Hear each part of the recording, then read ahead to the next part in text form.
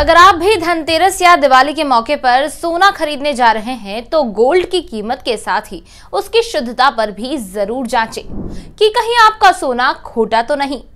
किसी पर भी आंख मूंद कर भरोसा करना ठीक नहीं है, इसलिए आपको स्वयं सोने से जुड़ी सभी जानकारी पता होनी चाहिए। नमस्कार, मैं हूं भावना साखला और आप देख रहे हैं न्यूज़ 18 हिंदी ओरिजिनल्स। आज इस वीडियो में हम आपको सोने से जुड़ी कई जानकारी बताएंगे। सोने की शुद्धता से लेकर असली और नकली सोने में फर्क कैसे करें, ये भी बताएंगे। सोने से जुड़ी सभी जानकारी के लिए वीडियो को आखिर तक जरूर देखें।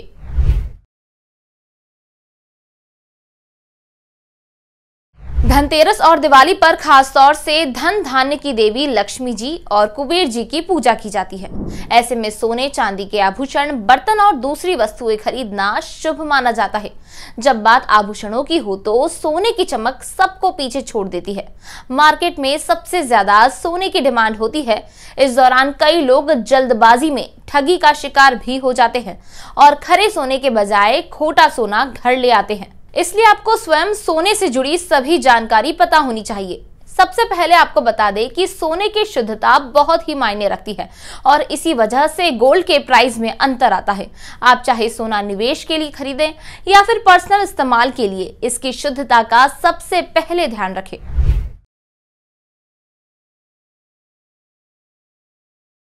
सोने की शुद्धता के यानी कि कैरेट में मापी जाती है। सबसे शुद्ध सोना 24K यानी कि 24 कैरेट को माना जाता है।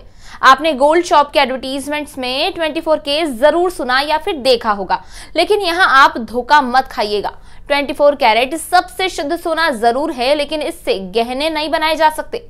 24 कैरेट सोने का इस्तेमाल सिक्के या गोल्ड बार बनाने में होता है। ये सबसे प्योर गोल्ड होता है। इसकी प्योरिटी 999 मानी जाती है, यानी कि 24 कैरेट सोने में 99.90% शुद्ध सोना है और अन्य धातुएं 0.1% है।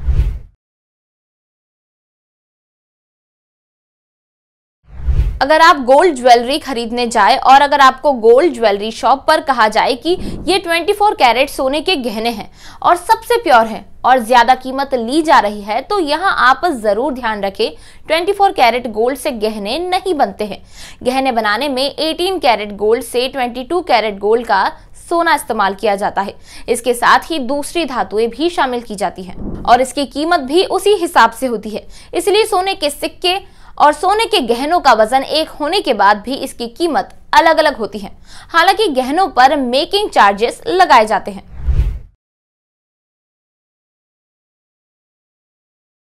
सरकार ने 1 जुलाई 2021 से हॉलमार्क को अनिवार्य कर दिया है।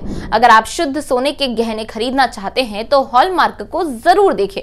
अगर हॉलमार्क ज्वेलरी नहीं है तो सोने की खरीदारी नहीं करनी चाहिए। बिना हॉलमार्क वाला सोना नकली या फिर आपको बताए गए कैरेट से अलग हो सकता है। सोने के गहनों, सिक्कों और दूसरी वस्तुओं पर हॉलमार्क देखकर असली और नकली की खुद पहचान करें, उसके बाद ही खरीदें। इन सभी जानकारी को ध्यान में रखते हुए आप किसी भी ठगी का शिकार होने से बच सकते हैं और धनतेरस और दिवाली के मौके पर सोने की सावधानी पूर्वक शॉपिंग कर सकते हैं।